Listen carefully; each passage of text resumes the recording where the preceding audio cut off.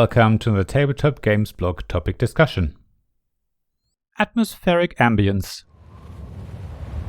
A 60 miles an hour dust storm is whistling around the small Mars base, pulling at the airlock, shaking the whole station side to side, and blowing over the tiny buildings with a deep rumbling sound. While the computer equipment fans quietly hum away in the background, and a random bleep from one of the monitoring systems indicates that our communications channels to Earth are still down. No, this isn't a review of one of the many Mars-themed games available these days, but an idea of how you might set up the scene for everyone when playing one of those games. Because in this article I want to talk about how you could create a thematic atmosphere when playing board games with your friends. Video games do it all the time, and so do many app conversions of board games.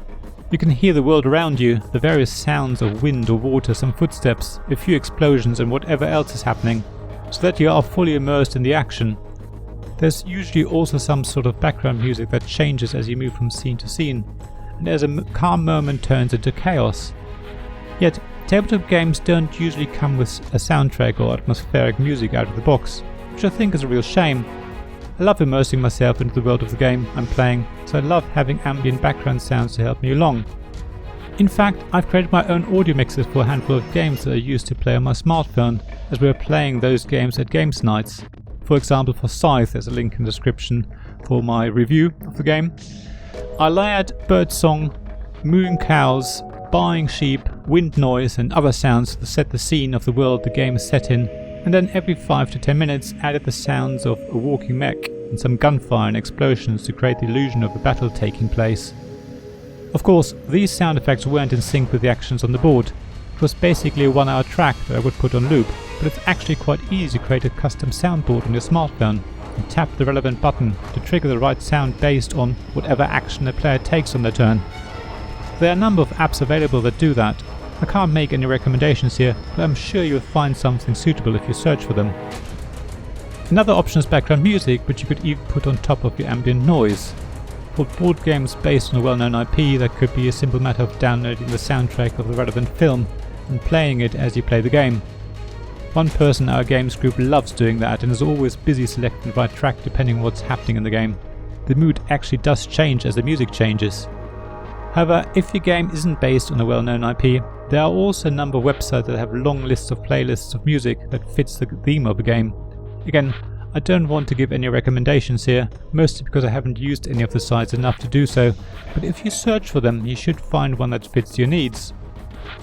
Just imagine listening to bagpipe music as you play Clans of Caledonia, for example. There's a link in the description to the review of that game. Or fantasy music as you delve into Terra Mystica. Again, link in the description to my review.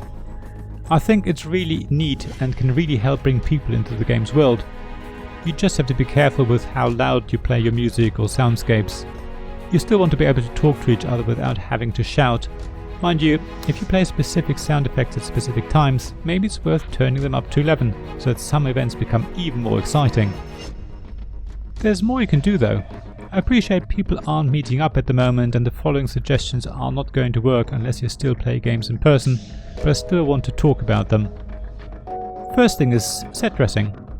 Digital games often do that already, adding animations to what is otherwise static in the physical game. For example, I really love how you zoom in and out of the different terrain types in the Wingspan digital app, link in the description, or how the Lords of Waterdeep online conversion adds little animations here and there to bring the static illustrations to life. You can achieve something similar with your props. Let me say at this stage that I decorate our front garden every Halloween with bubbling cauldrons, floating ghost lights, skulls and bones, spiders' webs, and even have a scary soundtrack playing with wolves howling, church bells chiming and the odd witch's cackle here and there. I even used to have a smoke machine blasting out eerie fog from time to time and scaring trick-or-treaters in the process, but unfortunately it eventually broke. So yes, I do like set dressing, but I'm yet to decorate one of our games nights. Yet I can see how someone who is good at making props, maybe someone who also likes cosplay, could quite easily make the games room look like a Mars base or the inside of a dungeon. Even if you're no good at making your own props, setting up a tablet showing a video of a sci-fi screen, putting a lantern with a flickering candle in a suitable place in the room will already add to the atmosphere. In fact, one person in our games group has a variety of drinking glasses that can fit the game's theme and is very proud of his Blade Runner whiskey glass, for example. Unfortunately, we've yet to play a Blade Runner game. I mentioned cosplay just now, and of course the other thing you can do to set the scene and immerse yourself more in a game is dress up in such a way that fits the game's theme. I appreciate that's not for everyone, but you don't have to don a full costume. Badge, maybe a hat, a distinctive jacket or t-shirt or some other accessories can be enough to dive deeper into the world of the game. I keep thinking about what I could wear the next time we play Dune again in person. I don't think a full still suit is for me, and a Chris knife might be a bit too over the top, but there must be some smaller items I could have on me that fit the theme. So those are my ideas and suggestions. I wonder if there's anything you have tried or done yourself.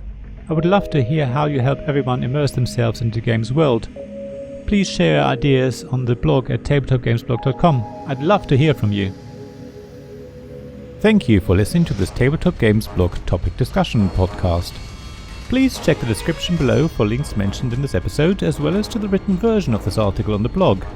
If you enjoyed this episode, please subscribe, give us some stars or leave a review.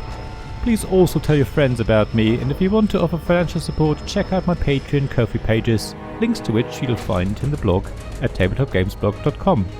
So thank you again for listening, and I hope to see you again soon. This podcast was made possible by the generous help of my Patreon supporters: Royal Patron Sean Newman, Castle Guard David Miller, Dice Masters Alex Bardi, Paul Grogan, Robin Kay and James Naylor, and Shining Lights Sarah Reed, Tim Vernick and We're Not Wizards.